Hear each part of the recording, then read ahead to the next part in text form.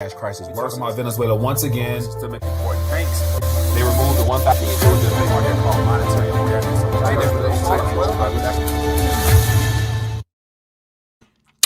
RTD News, checking in midday. Wanted to just connect and just share more insights, more pieces to the bigger puzzle of what's going on in this monetary world order that's underway.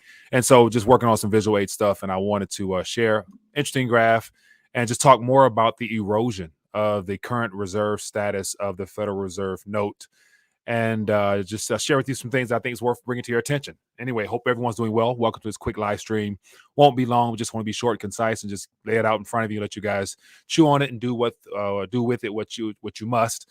But before I move further, as always, I want to make sure I welcome any first-time viewers to the community. Welcome. As always, make sure you guys click the subscribe button so that you can always stay in tune, and of course click the bell notification, and hopefully YouTube will do its job in notifying people who have interest in hearing about what's going on here. So let's jump right in. So I want to bring up on the screen here this visual aid here. So I've constantly working on it, as I mentioned as I introduced this last week. The more I look at it, the more things jump out, and also it's getting feedback from the community and how to spice things up, make it a little bit more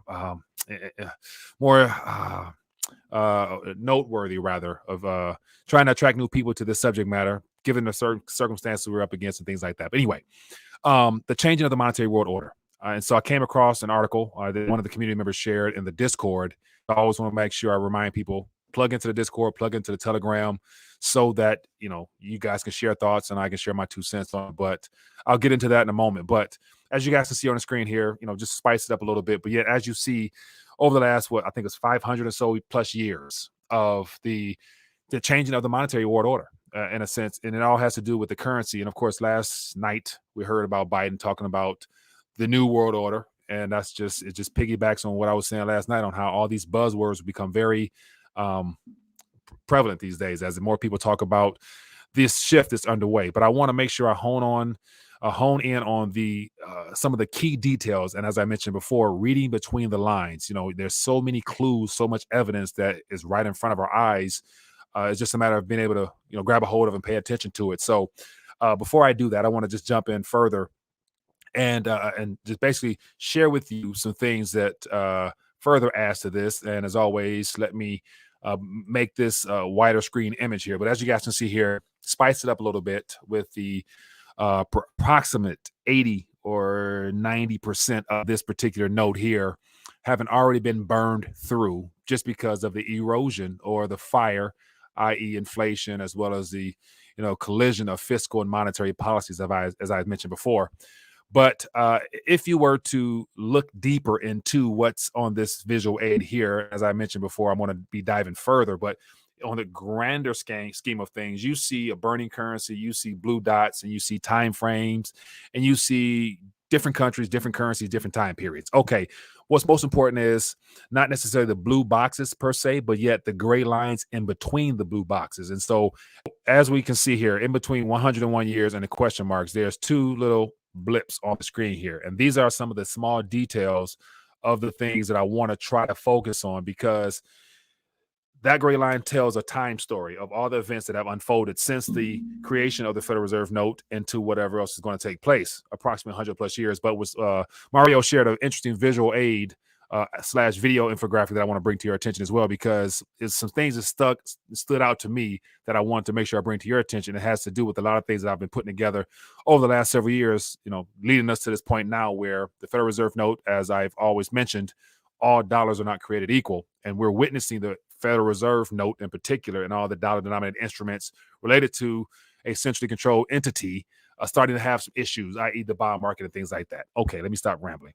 But if I could zoom in more, let me just zoom out of here and then go in further from this angle here. So I'll go in further here. So as I zoom in and we get closer, you guys can see to the top right of this right here, some things I want to bring to your attention.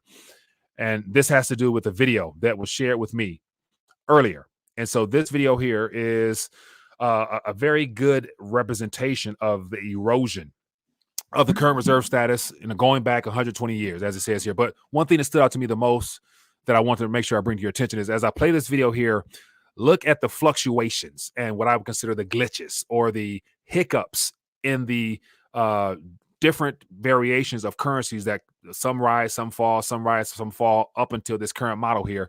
So as I play this, we're going to look and just see, as you see the red, and so that is, as it says here, the pound sterling. So this is the shift from the Great Britain pound, British pound, all the way. Now we have the U.S. dollar in the equation. U.S. dollars are blue. It's fluctuating, and each and every time there's a hitch or a glitch or a sudden spike in the total amount of foreign reserves that's being utilized as reserve currencies, that's a unique event that took place in history that I want to shine more light on as well, because the clues have always been there, just because history always tends to repeat itself. And what we're witnessing now is nothing new, but it's the same thing that's happened in times past. There's an event. The event triggers some type of shuffling of the deck. And as you guys can see from this video here, every sharp fluctuation in the amount of the currencies that are used in circulation as reserve currencies changes up to this current moment here, where, as you guys can see on this map, as of 2020, the U.S. dollar, or the Federal Reserve System, takes up about 59% of the current reserve basket. And so, as you guys can see, throughout time, the British pound did its thing, and each and every major glitch, there was a shifting of the guard. And so that leads me to what I want to talk about in reference to another visual aid that I want to bring up on the screen if I can, that piggybacks more on what I'm trying to get to. The erosion of the Federal Reserve note, which was something we also call the dollar, is it's going to be a continual process up until there's something else brought into brought in to take its place. And when I saw this visual aid here, what came to mind for me was a visual aid that I put together not long ago. It was actually towards the beginning of this channel here, and I'm going to hone in on that a little bit if I can, and let you guys see what some of these these glitches or hiccups in the system actually are. And so this here is a dollarcation infographic I put together 2017. And as you guys can see, it's extremely detailed. And this was my visual representation of what I would call the changing of the monetary order. And it provides people with what I would also consider a dollarcation. And it talks about some of the key events that took place, which describes those hiccups and glitches that we saw just a moment ago in that visual video presentation of all the currencies fluctuating back and forth. And so I just want to zoom in and just highlight a few things, because these are historical events that took place throughout time that we can learn a lot from, which can further boost your monetary literacy and understanding what's going on from a monetary standpoint itself. But here, I guess, got the study of the dollar and the impact on we the people. And a lot of this has to do with debt and the revaluation / readjustment of what money has been and what it will become for us in the future. And it has to do with the debt, the current money supply that was used during those time periods, as well as the gold to silver ratio.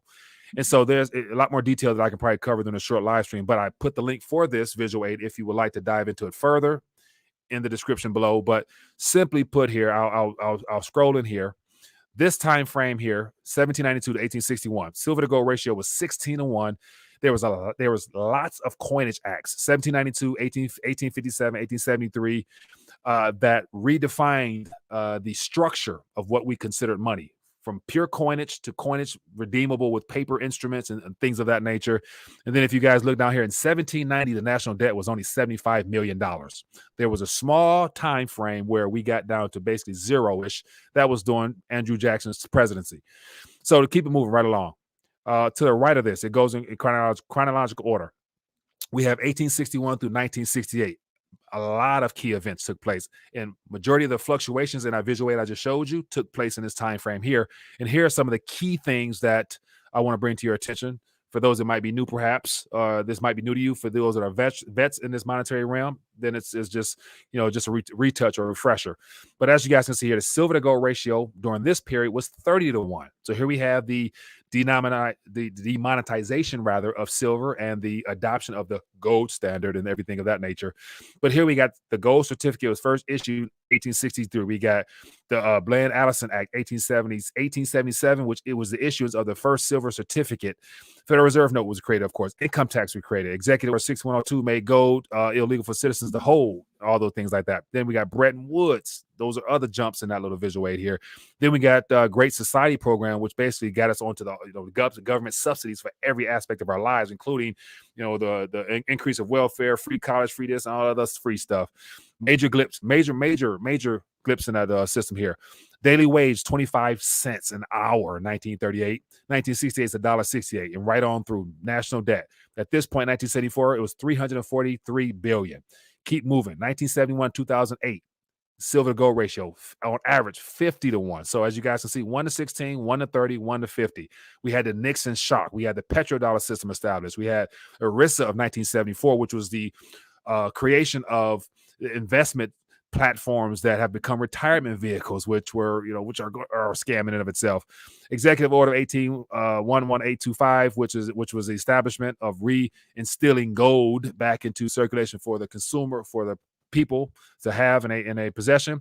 And of course, the gold futures started trading December 31st, 1974. At the same time they allowed gold back into your hands or your parents' hands, that was the same day that they allowed the futures trading game, which became the primary rigging mechanism. And right on through. I can go on and on. But well before today, I knew that the BRICS, as you guys can see here, were going to be some key players in this transition away from the Federal Reserve note system. And of course, we've gone through a couple different. So right now we have the Brazil president in the middle, the young lady there. She's gone, I think, convicted of crime. And if I'm Lola, if I'm not incorrect, she was, I think, did a little jail time or was faced corruption charges. Then we got to the far right, the South African president, who, he's no longer in power. But yeah, guess who's still standing strong? We got Modi, Putin, and Xi. And people don't really realize that Xi and Putin both have long-term presidencies with their countries. So they're going to be around a lot longer than anything the Western Hemisphere tries to roll out, because they have those lifelong deals in a sense. But just here's just more information as to where now we're at gold to silver ratio. And this goes back to, if I can zoom out, give me 1 second here. If I can zoom out here and show you just the fluctuations in the gold to silver ratio. So as of 2009, 2020, that's when we got around a 70-ish to 1. And we've been in that 70-ish to 1 for the last couple of years or so. But at some point, things will break and we will go and see where it takes us. But here's more glitches in the system that would also lead to nations deciding to move away from the Federal Reserve note system. And it has a lot to do in the fact that 2010, which was the U.S.'s attempt at trying to make sure they monitor, track, and trace every single U.S. citizen's financial dealings around the world, put pressure on European banks, Swiss banks, and things of that nature, to where it really shook up more of the game, because the Federal Reserve and the dollar and all the governments here wanted to keep track and tabs on everybody. So this is just, some information I want to put together based upon this visual aid right here, because as you guys can see here, the fluctuations as the world order shifted 100 plus years ago has led to the point where now the dollar is considered to be ultimately, not what it used to be as far as a reliable, trustworthy reserve asset worth keeping on your balance sheet. So real quick, just wanted to come to you guys, share my 2 cents on some things, point some of the pieces of the puzzle together, give you guys something to chew on. All the information for these visual aids you can find down below.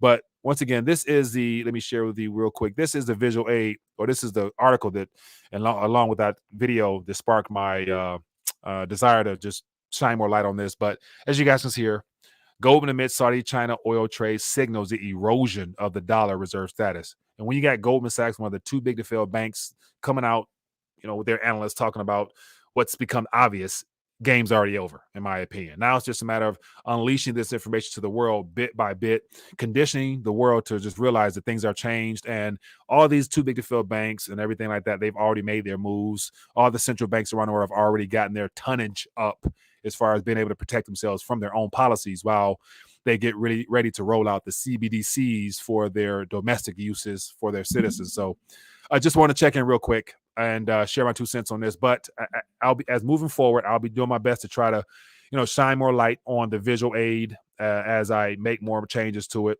just so people can get an understanding of what's really at stake. And hopefully, once again, it's all about sharing this information with other people so other people can become informed. That's what this is about, making sure we reach as many people as possible in the short time frame that we do have, utilizing this technology while it's still available to us, because as we're witnessing, with the threats of a cyber event and everything like that, the clock is ticking, people. But anyway, this visual aid here, abbreviation of it, or rather a version of it, beneath this video here, I want to encourage everyone that hears my voice to take this visual aid, study it, figure out a way to reach out to me, communicate with me, share with me your insights, your thoughts. How can I improve this? How can we get this out to more people so they can see what's really at stake, and how everything on that gray line in between is just a cover up for the bigger picture of the transition out of an old and into something new. So anyway, be blessed, be safe. Stick around, 4 p.m. Come back, share your thoughts. Let's talk further, and just further try to, put together the pieces of the puzzle to the bigger question. Anyway, be blessed. Peace.